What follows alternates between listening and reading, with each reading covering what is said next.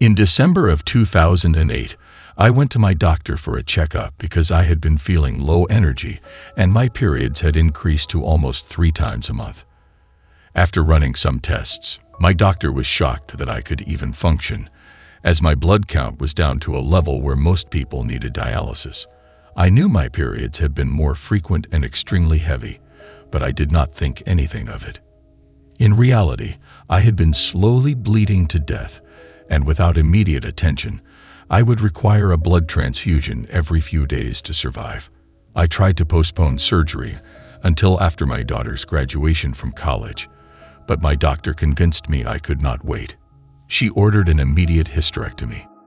My body had responded in a physical sense to all I had felt in my heart. With the death of my brother, mother, and marriage, at times I thought my heart would bleed. The womb is the heart of nurturing, and I had not experienced much nurturing throughout my life. All the emotional stress had taken its toll. I had to stop the bleeding and nurture my inner self too. For quite some time I had been eating right, exercising, and getting plenty of rest. Now I had to nurture my own spirit. Following surgery, I could feel myself getting stronger by the day. Although I missed my daughter's graduation, she was grateful to have more years with a healthy mother. Months after my recovery from surgery, I was readmitted to the hospital on an emergency basis, fighting severe pain and an infection. When I arrived, my doctor told me she did not know what was going on, but they would work until they found the source. I could see the look of concern on her face. I found myself slipping in and out of consciousness. I signed the forms needed to perform the necessary tests, saw my daughter, son, and my boyfriend in the room, and then I lost consciousness.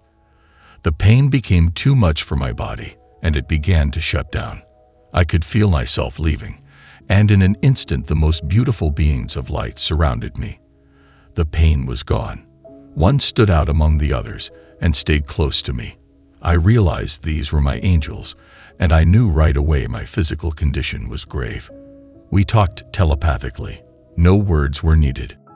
I heard the words in my mind. The light I had seen with my mother at her death showered me with the most incredible amount of love in, through, and around me. It was more love than I had ever experienced, filling every cell of my body.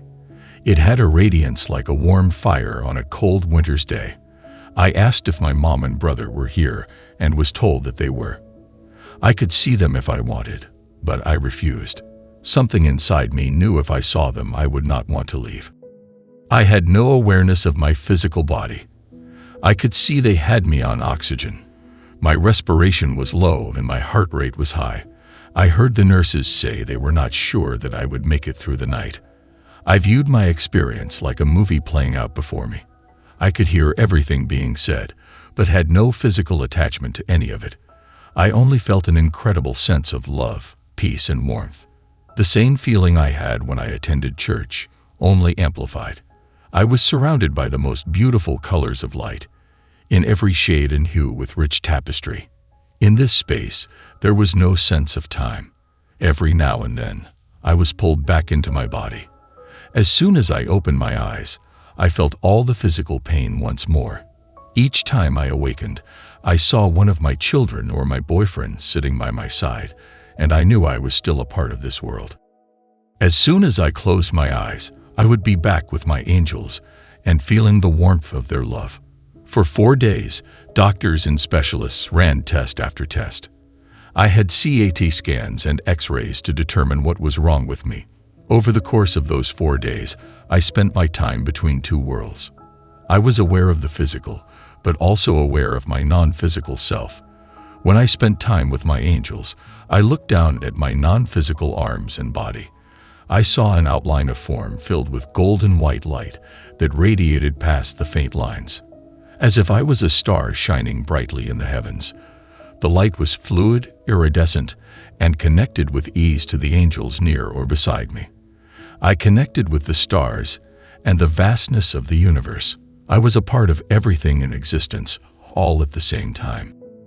I took the time to ask questions, and I heard the message loud and clear. Our purpose here is to discover unconditional love within ourselves and then offer it to others. We are all on the path. What differs between us is the road we take, the experience we choose, and how much we have learned about love. No one road is better or more important than another. It is all a matter of what speaks to your heart and feels like home within. We are here to explore, experience, and find joy in the process of living an earthly existence. Our evolution and ascension as a spiritual being happens organically at a time when we are ready to receive it. We are all constantly growing, evolving, and changing. But this is not anything we have to force or for which we need a certain skill set. We are all spiritual beings having the human experience. All those experiences are a little different than the person standing next to us. Is it my turn to go? I asked. That is your choice. Right now, whether you live or go is up to you. You are given several opportunities in your life to choose to stay on the earth or go home. So I ask you, Kimberly, what do you choose? I began to think of my answer. Being here with all of them, I felt so much love and peace. I would have a hard time leaving. Then I thought of my children. They had already been through so much. To lose their mother would be more than they could handle. I could not do that to them right now. I knew in my heart that all of this as I experienced it is timeless. One day I could choose to be here once again. I looked around at all the angels, the heavens and stars, then finally looked back at my angel. I choose to keep living my life on earth. As soon as I made my choice, I returned to my physical body aware of my surroundings. Kneeling next to the bed, I saw my doctor in tears trying to wake me. She told me they had finally figured out the cause. I needed to go into surgery immediately. My appendix had burst 4 days prior. They could not figure it out because it was not located in the usual place. They finally found my appendix next to my liver. They did not find it until they did a full body scan. I knew I would be all right. I had chosen to be here. Through the surgery, they pulled out all the infection they could and repaired the damage. My body fought 4 types of infection, and what saved my life were the IV antibiotics I had been given the 24 hours prior to my appendix bursting. That kept the infection from spreading throughout my body. The doctors called me a miracle. They said had I not been in such great physical shape, this story would have had a very different ending. Eventually, I left the hospital with the drains still in place to pull out the infection. I am so grateful for my family, my boyfriend, and everyone who was with me for round-the-clock care during my illness and recovery. They were all there for me when I needed them the most, and in a sense were angels serving in human form. After this experience, I made a significant shift in how I viewed my life. I became more determined than ever to live every day as if it were my last. The small things such as being stuck in traffic or if someone cut ahead of me in line no longer bothered me. I no longer chose to waste a minute of my precious energy on anything that did not matter. My motto became, if I am not going to remember this 5 years from now, I'm not going to give it any more thought today. Nearly dying changed me. I no longer saw the world the same way. I saw people as connected, all part of the same source, but living different experiences. I understood how much of our experience is about choice, even when we decide to die.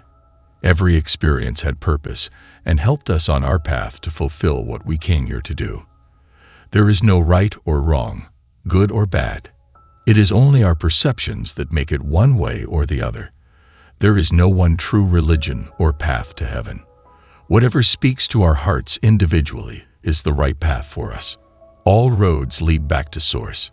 This created a tremendous growth experience for me. Some people would ask about my experience and listen with genuine interest. For others, it was too much to take in. During my last checkup, when I told my doctor my story, her eyes filled with tears. She said she believed me because for those 4 days they were not sure I was going to make it. She told me how sorry she was, but I assured her there was nothing to be sorry for. They did the best they could with the knowledge they had. They may be doctors, but they are still human beings. Besides, how could I ever trade the experiences I had and the growth as a result? Those days were priceless and have changed my life in a significant way. Everything happens for a reason, And what I experienced was an awakening like none other I had ever had before. The person going into the hospital was definitely not the same one who came out. One of the side effects of growth and change is the ripple effect.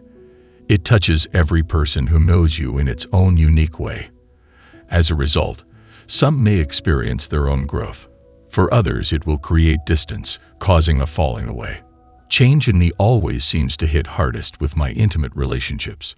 It could be argued there were cracks in the foundation long before the earthquake hit, but the result was usually the same. My boyfriend was a rock for me through my health crisis and recovery, but he and I did not continue to grow at the same rate. I woke up seeing the world in a different way. But in his eyes, I was the same person as when I went into the hospital. Because of my shift, we no longer saw things from the same vantage point. When we tried to reason things through, it was as if I were speaking a foreign language. I could not expect him to understand where I came from. There was no way for him to understand. He had not experienced what I had. We tried for some time to put us back together, but the harder we tried, the more uncomfortable it became. The universe let me know in every way possible that our time had come to an end. Everything in our life is fluid. Nothing remains the same. Every living thing grows and changes. Why would we be the exception? The process is one of the most natural occurrences, and yet we as humans are so fearful and resistant. We want to cling to what we see as security, even though what waits for us may be far better than we may ever imagine. The more we can let go and flow with change by being in a state of willingness and acceptance, the easier it may be to have a positive experience.